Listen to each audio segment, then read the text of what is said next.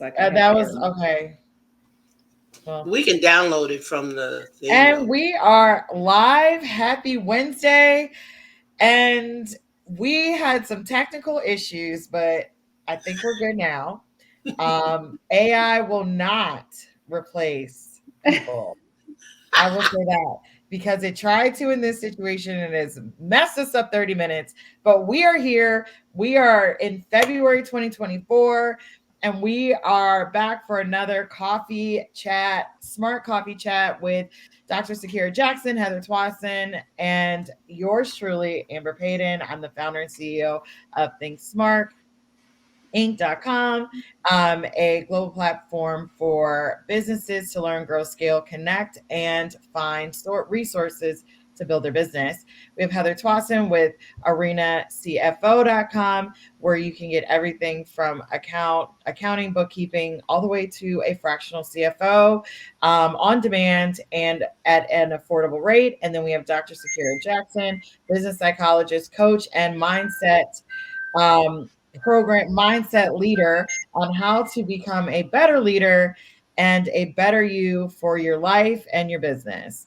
And you can find her on all platforms and every single one of us, but we're on LinkedIn right now, people. We're streaming on Facebook as well and Instagram on some of them.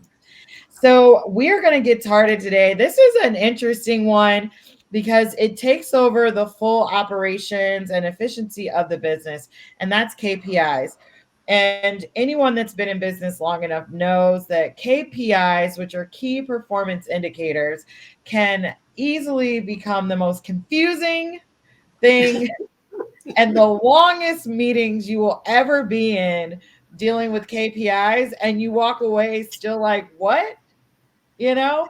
So if they're not done right, and if you don't have a clear vision of what a KPI is, what does that mean for your business? You're going to be left a little confused. So, we're here to clear up that confusion and help you on your journey of deciding what a KPI is for your business, whether it's just you as a solopreneur, all the way up to having multiple people in your company and multi million, $1 billion brands. So, we're going to start with Heather. And can you just give us the definition of a key performance indicator? And I'm going excuse me, bring it to you as a finance person because you all kind of set the tone for this. So, can you explain what it is and why you all set the tone a lot of times for KPIs? Sure. Key performance indicators are a way of measuring your progress. It also is a way of measuring yourself against your peer group. So they're key performance indicators that are used to mainly manage your company, and they're also ones that are used for discussing things with peer groups and also with certain vendors to understand, what the throughput is on your sales targets if you're outsourcing to a marketing agency, or what some of your debt to income ratios are as a key performance indicator to the bank that you're going to apply for a loan at. So key performance indicators can be used both inside your organization and outside. And today we're really going to talk about how we use those inside and how they shape the management of your company. Measuring too many can be overwhelming, to your point, Amber, and it's recommended that you start small and keep it simple to get going. Also, there are a variety of different ways to measure one metric. We'll talk about that a little bit. The calculation for each metric can be a little different, so making sure you understand the math behind it's also important. And then also the third dimension that I'd add to the definition of KPIs is sometimes people look at them for different time periods, and you can get much different results when you look at them over a month span, over a quarter span, a year, or even year over year progress towards goals. So we'll talk a lot more depth about all those dimensions today, but key performance indicators are critical to a company. If you don't have at least 3 in place for your organization, you don't know how you're performing. We'll talk about like the key 3 as we get on with the conversation. I love that. And Dr. Sakir, when it comes to leadership and key performance indicators and senior leaders or a leader of a small business, how do those help with the mindset of the team and also the mindset of the leader by setting up key performance indicators for the business? I think when we say key performance indicators, as you said, most people think of them um, from the perspective of finance. But key performance indicators, when you're thinking about mindset, is both in the mind of yourself, your employees, and your clients. Because what you're also measuring is your brand. Are you delivering on what you say you're going to do? So your performance indicators are going to also be looking at whether you're delivering a product that meets the needs of the clients. Are you delivering the value that you say you're delivering? Are you showing up for your employees? And as a leader in an organization, those are really critical, because if you're not providing value, your company as a whole in terms of sales will go down. And if you're not providing value and showing up for your employees, you'll find it difficult to hire or to retain the people that you have. And as a leader of an organization, if you're not providing value for yourself, meaning the company is not giving you what you thought it would, then you will have a difficult time showing up and doing the work. You know, if you don't have the passion, if you don't have the purpose, if you don't have the vision, if it's not matching, those key performance indicators also have to show up. I love that. And so when we talk about what they mean, because some people, when you're a small business, a lot of small businesses are just moving. They're not considering, and honestly, larger companies do this too, but they have more accountability metrics or leaders or people in place to kind of reel it in kind of thing. What do we look at when it comes to a smaller business or consultant or individuals like solopreneur? How do they make this more digestible for themselves? Is there a simpler way to say this for them? And what would you two recommend them thinking about when putting these things in place, when they're thinking about KPIs? What does that look like for a smaller business? Heather, you want to? Yep. Sure. Yeah. I always encourage businesses to start off with a couple of basic metrics to get going. One is financial. I mean, I think everyone understands that you've got to have a viably financial P&L and balance sheet to keep your company afloat. And so a couple of things there. First, just measure net income. And net income is how much money you're making minus the expenses you have. And if you do that on a monthly basis, it will give you some eye-opening results. For instance, I've taken on more expenses than I probably should have. I've said yes to one or two few too many vendors, and I've taken on costs for my organization, and I don't have enough income to support it. Even if it's the best intention in the world, it might not be the right thing for your business. So that will show up in your net income. The second metric is around profit margin of any product or service that you sell. And that one is just to know that you're making enough money for every single item or service that you're selling. So profit margin is another key metric that I often recommend businesses start off with. So those really focus on the revenue side of your business and the expense side of your business. What's not accounted for there is your sales pipeline and your customer satisfaction and any employee satisfaction. So making sure, to Dr. Sakira's point about making sure all the different dimensions of your business have a representative metric to follow, that's super important. Customer satisfaction score. That could be one. The amount of time it takes you to close a deal from the time it enters your pipeline to the time they pay their first dollar. Things like that. So those are a few to get going, and I know Dr. Sakira's got some additional ones to add. The three that I would say that should be out in front are the three V's, and that's values, that's vision, and that's volume. Your vision tells you where you're going. And so included in that will always be your goals and objectives. So if you're measuring and monitoring over the course of the year, you're going to be able to see if you're performing. So making sure that you set up goals that are long range and short range, so then you can come back and, as Heather says, then you can measure those key performance indicators in terms of sales, in terms of branding. Are you aligning with the values of your company? It's critical to know what your company values, because if you don't have any values, you will start to swing left or right depending on what your clients are saying, whether they're giving you good reviews or bad reviews. And then volume is always that number. That's the volume of sales. As you measure your sales, did you measure to see if we have enough salespeople? Do we need to add more?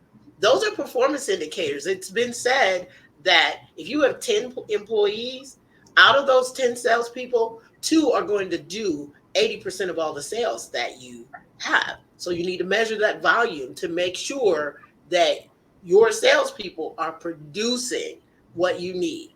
That keeps you on task. But going back to values in terms of what does your company value? Does it value the sales? Does it value being on time? Does it value delivering your product when you say you're going to product? Those are measurable. And when you start to measure, like we say we're going to deliver in 5 days, but we're delivering in 7. We say that we're going to have a 120 days of no errors. Those are measurable, and they start to tell you whether you're valuing delivering service or not. Those kinds of things, whether you're a small company or a mid-sized company or a large company, will make the difference between whether at the end of the year you are in the red or you're in the black. I love that too, because even if you're rebuilding and it might just be you, an assistant, I know for myself, like personally, being a small business owner, I'm sure both of you, I have personal KPIs, like personal key success factors for myself and then for the business. And I measure those like monthly. Sometimes if I really have to achieve something, and this is like a lot of this coaching that Dr. Sakira has done over the years, and then also being in sales, like sales will push you to keep goals going. There's times I'll have them daily, right? Or have them for the week. And I think, and Dr. Sakira, you can speak to this a little bit, and Heather, when it comes to finances and mindset, they're very closely related, because even when I give people metrics around marketing and sales, it's they cannot wrap their mind around the number that they're trying to achieve. And a lot of the reason they can't wrap their mind around it is because how they see themselves, how they see their business, or how they've already managed their business. And so that's like it becomes a block, right? And so that's the first thing. So how do people overcome that block to be able to put those realistic measurements in place?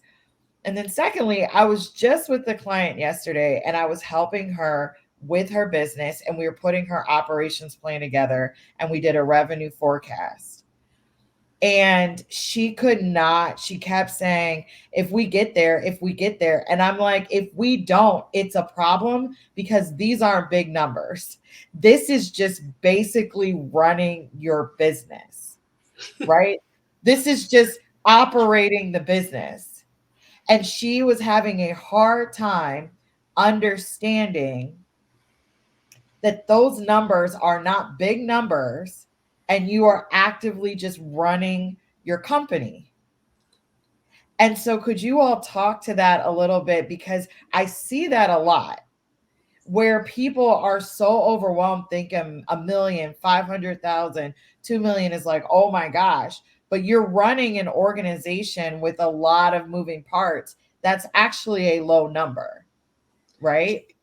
Can I start with that just to tell you what I hear and what I see a lot in my coaching with CEOs is that their money mindset is off.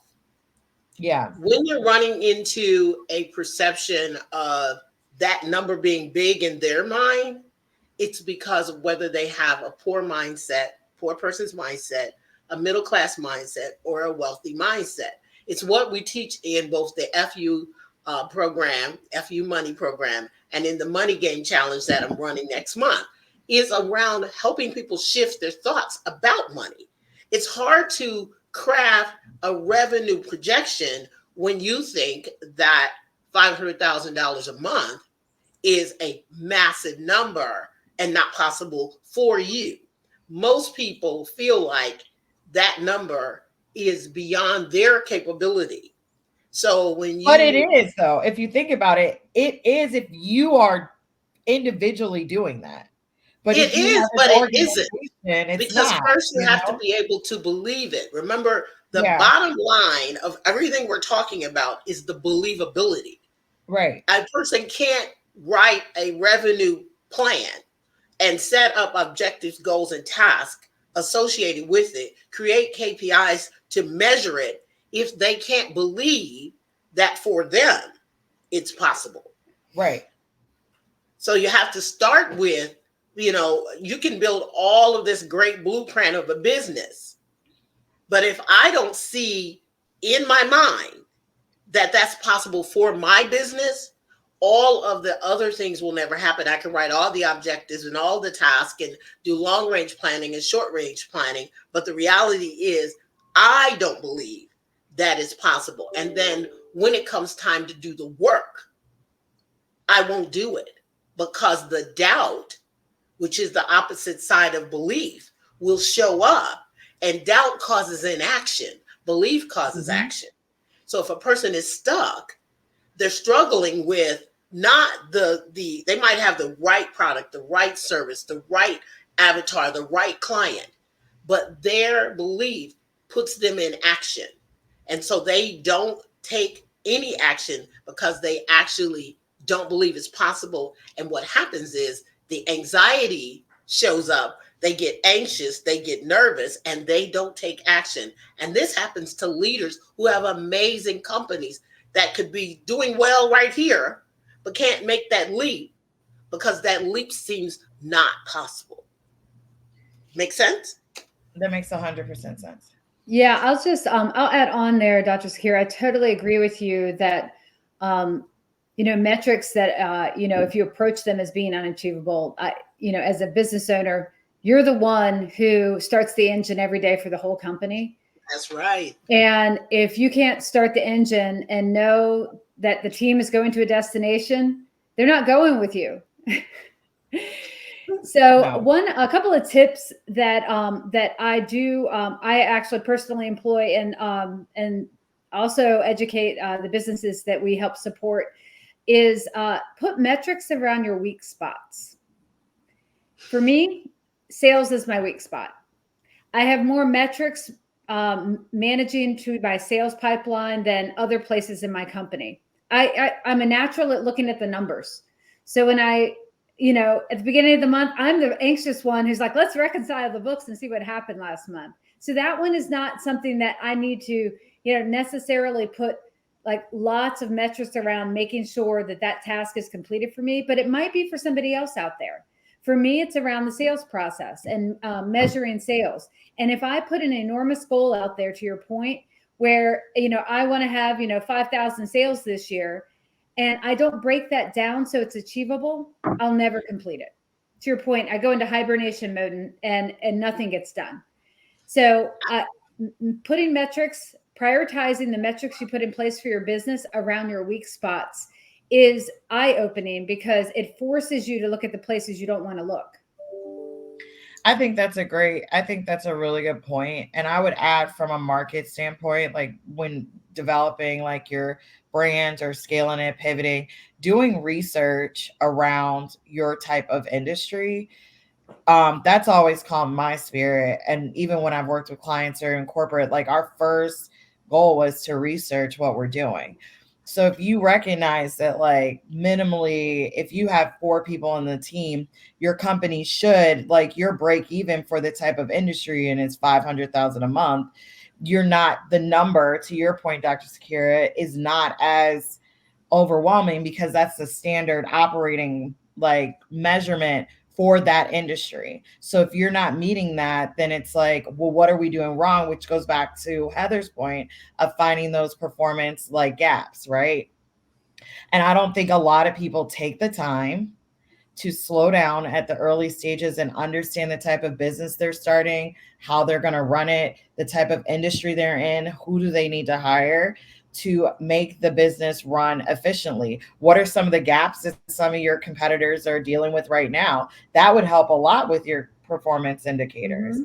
If you see where your industry's suffering, you might be able to find a competitive advantage that could help generate a revenue and build a better team.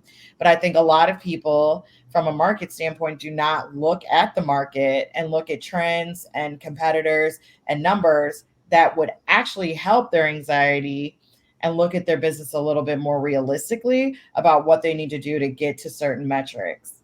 Do you guys agree? What are your thoughts on that? One thing I heard you say that I think goes to both of your points is breaking it down into smaller pieces. One of the best goal achievement goals is to not um, look at the long range. One of the cool things about setting up goals and objectives is that you see where you want to go. It's like Uh-huh. taking a vision and saying, I want to go to San Francisco. But if Yep. you break it back and say, I'm just going to worry about this part right here, to Heather's point, at the beginning of the month, if you say, I've got to do 20 sales this month, but I'm not going to think about the 20 sales. I'm going to think about the 2 sales I need to do today and Mhm. focus on Yes. today, because it's like when you're running and you have to run 10 miles. If you don't think about the 10 miles and simply think about 2 steps, I can do 1, 2, 1, 2, 1, 2. I can Mhm. do that. And ultimately, I'm going to get to the 10 miles. But Mm-hmm. if I just focus on the smallest piece and measure that, did I do my 2 today? Yep, That part right exactly. there will move you forward, have you achieve your goal, but also give you those small wins. And that's the other Mm-hmm. thing. Measure the small wins. Those KPIs should also include some small wins to make sure that in your mind it starts to become believable that you can achieve those performance indicators. And what do you think?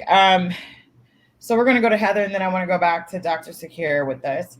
We have with even saying, I think sometimes key performance indicators, it sounds like really big. It sounds like a big deal. Like, oh, I'm working on my KPIs. And sometimes, depending on the organization, it's so ridiculous. And we're just in like a 2-hour meeting talking about KPIs, and you're just like, nobody's listening. And you have your business intelligence team that's just running off all of these things. And then you're like, great, team on 3. And you walk away and you're like, what did we just talk about? Right. So that, to your point, there is a leadership issue around that, because they don't always make it. They make it too granular. They make it too wide, where you're like, what are we doing either way? Right. So how do you build these metrics and goals, which is really what KPIs are, over time? To your point, you keep them simple, but what are the examples? What do they look like when it comes to finance? Like, give some examples, like a tier 1, tier 2, tier 3. Well, like, what are the examples? What does this look like for your business, for your areas of business that you all cover? Yeah, let me I think let me just start with a mistake that I see a lot of businesses make, that creates the 2-hour meeting and no action comes out of it and you're on to the next thing. Right, exactly. The biggest mistake I see businesses make is they start off with too many metrics, and then Hmm. once that metric is stabilized, they forget to drop it. Yeah. That So if my goal is 10 customers a month, and I'm consistently hitting that goal, stop tracking it. If the metric is not driving action from the meeting, drop it. So That's if a good one. it, That's so there's some true. that need to be standard, such as measuring your net income on a regular basis and actuals versus your forecast. You need to check the box on that. You should be doing that anyway. But things about metrics that are driving action, they should always be driving action. If you go 3 cycles of reviewing your metrics and they're not driving action, reconsider the metric or drop it altogether, because you're not doing anything with it. I agree. I'm I love going that. That's to a really good I'm point. going to agree in complete and total, but I'm going to add one thing. If you look at the metrics that you've been measuring, and those are ones that you're meeting, then you haven't set your goal high enough. It's like the saying where you reach for the stars and touch the moon. If you find that what you're doing is easily being met, then look and find out what else you need to be doing. You're Yep. maybe not looking at the right measurement. That measurement may be something that's achievable just through the business processes that you set up. And if you want to have your company grow, you have to always be looking, like to Heather's point, to your competition, to your customers, to your product, and to yourself. One of the classic not looking at what's going on is the change in the streaming industry. When we went from videos that you could receive in the mail or buy, pick up by the grocery store, Netflix and Redbox and Blockbuster. Redbox, Blockbuster didn't pay attention to the market. The shift happened, and Netflix, which was sending out the things in the mail, made the shift to stream.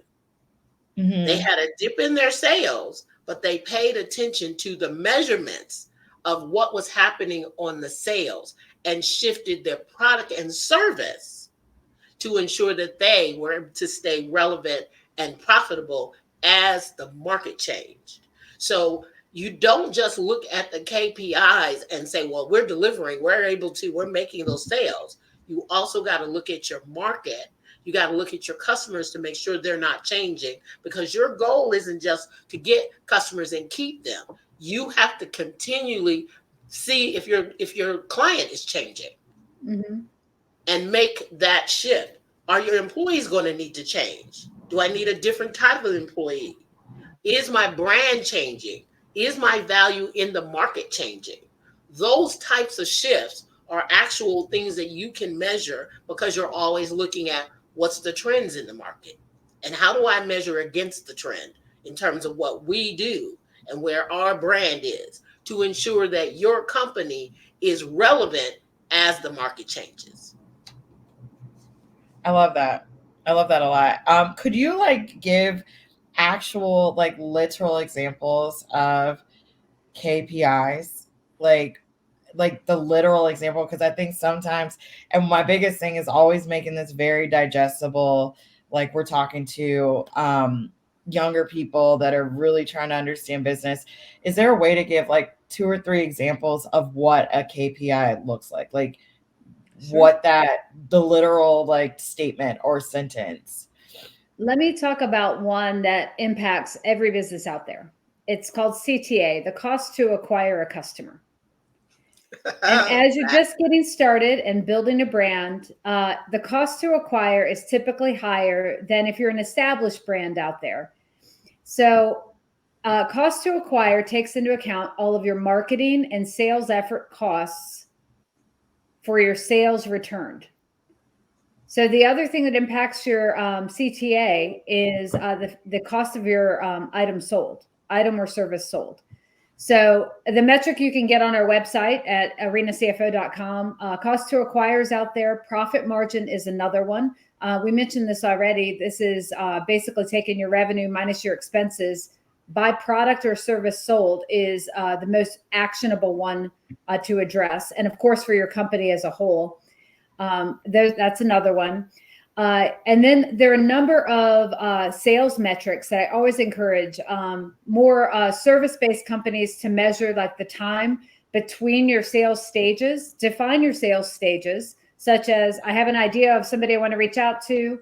I actually reached out to them and did a discovery call or a discovery meeting, or they set up a meeting on my calendar from the website, something to that effect. And then the proposal, and then the actual sale, whatever your stages are, could be 2 stages, could be 10. Measure the time in between them and see if you're getting more efficient during that process. That's another one I often encourage those, just time to acquire. And then, of course, customer satisfaction. And I know Dr. Sakira's got a couple more to add. I'm just going to give you one because I know we're getting to the end here. The number one that we consider is revenue per employee. So if you think about it from the perspective of how much money do I make overall and divide that by the number of employees. So if you made $10,000 and you had 10 employees, revenue per employee is $1,000. That number is important because it helps you to understand how much does it take in terms of the cost versus how much does it generate.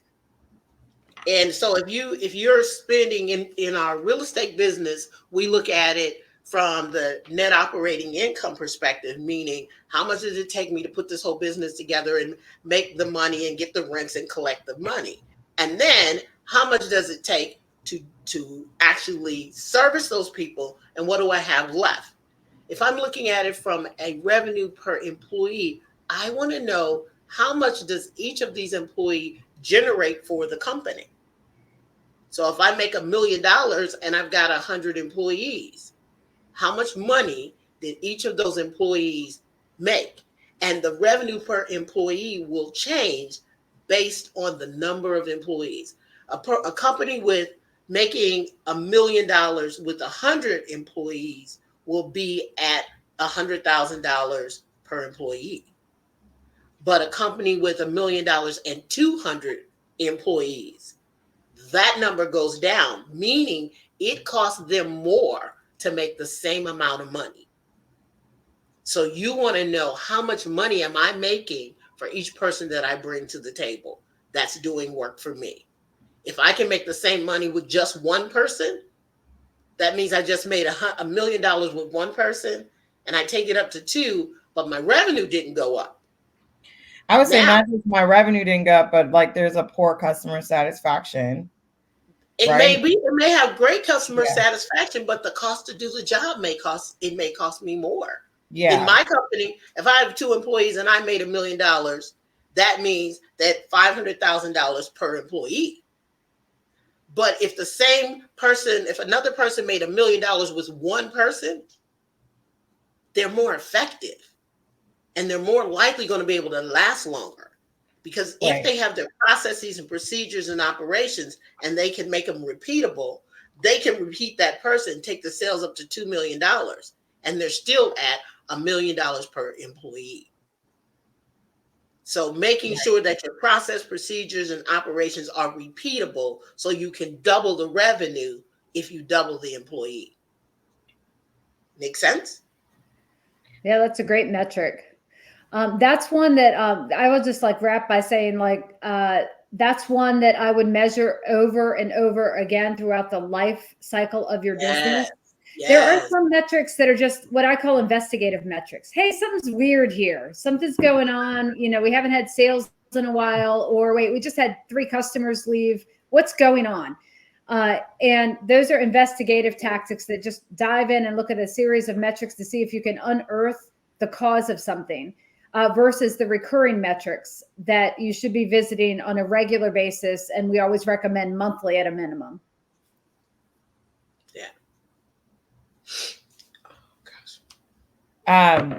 Yeah, I think that, sorry, I was, you know how the screen, the questions were like floating. I had the browser and my mouse in it. I was like, wait, what's the next question? Okay. So I think that for those like people that have like a brand or an established, they have employees, they're thinking about customers. Let's go a little bit more like nimbler. Let's think of like a candle company. They just have it's just them and they have a candle business, right? Or it's just them and they're an event producer, or they're a, consultant and they go into businesses and they help with marketing or AI, cybersecurity. What would be something that they could latch onto for their KPIs for their small solopreneur or consulting 1099 business? There's go ahead, Dr. Sakira. There's two things that we generally look at. That's your daily run rate and your average income per sale. The daily run rate is going to tell you how much it costs you to run your business every day. That's important because if you're not bringing in enough revenue to cover your costs, at the end of the month, you're going to find that you're in a deficit. So knowing how much does it cost to run your business daily. The other one that is your average income per sale is because you may be trying to sell things that are not profitable. So if you're selling candles, we're going to use your example, and your best selling candle, you only sell it twice a month, but uh, your lowest price candle, you sell 50 of those a day. It might help you to identify what you should be selling more of, as opposed to focusing on the higher priced item that you don't sell, and that could become a high value property that you offer as an upsell, where you focus more on selling those smaller things because you can sell more of them in terms of value, in terms of volume, but you can also then upsell into that higher one if you know how much you're averaging per sale. I like that. Yeah. So even just looking at what are, and a great tool for this is like Square or Stripe, because you can put your products in there and they'll show Mhm. you which ones are actually performing better. And that helps with, like you said, like utilizing your time. Like if you're seeing more candles are coming in and it takes you less time to make them, and it's the cost might be a little higher, but or I'm sorry, it takes you a little bit more time to make them, but your margins are really good on them and they're selling well. That's where you focus versus like soaps. It might take, no time to make, but there's no margins and it's just kind of, it's not even good run rate business, right? So you might Right. be able to focus and find ways to market and sell your candles a little bit more. And that could be where your first employees, to your point, come into Mhm. place to create more candles at wholesale or whatever, to then continue to grow your margins higher, right? Versus Correct. focusing on just soaps, thinking that that's going to get you, um, because it sells faster, it's just not getting you the return that you want, essentially. Right. Yeah, Yeah. I my recommendation is just to build off Dr. Sakira. It is to calculate your profit margin by your product sold, and that is the variation of products sold. So if it's candles or soaps or 1 cent of a candle that just they love and they buy over and over again, calculate the profit margin on each. If it's under 5%, if you get a number under 5%, you either have too high of costs or your price is too low. If it's over 20%, that's a good business model. And if it's much beyond that, it's a great one. I love that. I love that a lot. Do you have any other final thoughts before we hop off of here? I know we're like literally 30 minutes behind today, so I want to keep the integrity of the time for everyone on the call or on the live. Final thoughts. What are you all thinking when it comes to this session, and what do you want to leave people with? I want people to walk away and at least look at their metrics from January. And if they didn't have any, make one. Mm-hmm. I would piggyback on that and ask you to get a tool, something that's easy for you to use. And if you're not good with numbers, don't be afraid to hire somebody. You need to get help so that you know your numbers, or that you have access to someone who knows your numbers. A lot of business owners that are sitting in my CEO mindset don't have that mathematic ability. They have the technical skill to start a business. And so the math part of the business, like accounting, doesn't get done. Don't Mm-hmm. let that be you. Find a tool that will help you make sure that you know what's going on in your business, because mindset is specifically about being intentional in focusing on what outcome you want. And if you're not being able to do that because you don't know your numbers, that's your fault as a business owner. you have to take an intentional action to grow your business. I love that. Yeah. And there are people that can help. Dr. Sakira, I know you do a lot of coaching in this space. Our company offers fractional services down to the KPI level. So if you want them built out for your business, you have all the resources here at your fingertips. And the biggest thing I would say, and a lot of people may not want to, invest, and people tell you, just jump in it and figure it out. Some things I don't recommend doing that with. Like, you really need to have a good accountant and a good legal contracts in place, or just looking at your terms and conditions, your return policy. Like, those things are really important. And even though you don't want to spend that, you need to have that money. If there's anything I could do different from being now 7 years in, having a really nice cash up front to start your business and putting the right people or things in place just to get things organized. And then also just making sure that your personal life has some type of system and routine, because it's going to get crazy.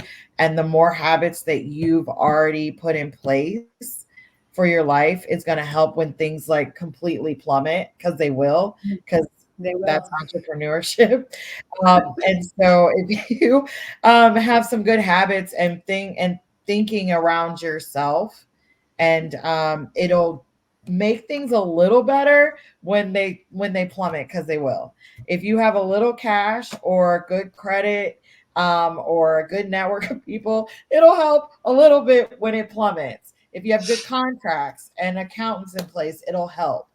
So those 5 things, when you're thinking about starting a business, it's a calculated risk, but at some point you just have to jump and leap in it. But having certain things involved are going to help a lot. So those are my final thoughts. Do we have anything else you guys want to add? We are at the final moments here. I would just want to tell people we're launching the Money Game again. The Money Game Challenge is launching. It's March 11th through the 15th. Go to moneygamechallenge.com/home and join. It's only $97. But if you want to change your mind about how your money is working, go take the challenge. The money game is what will shift you from a poor person's mindset to a wealthy mindset. And you need that if you're running your business. You need that if you're running your business. Plus, you need to know what's FU money. And I won't tell you till you come. I agree. I highly recommend taking that class, guys.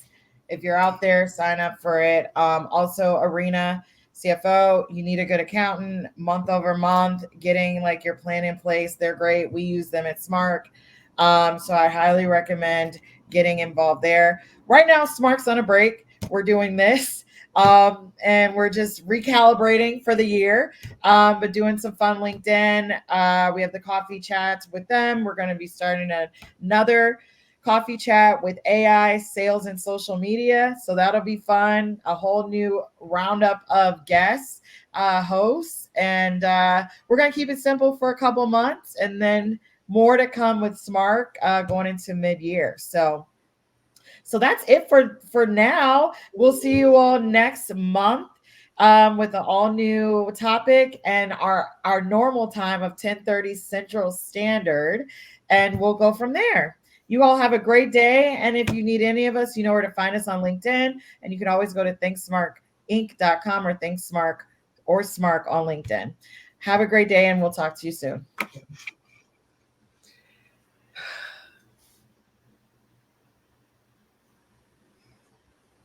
For real.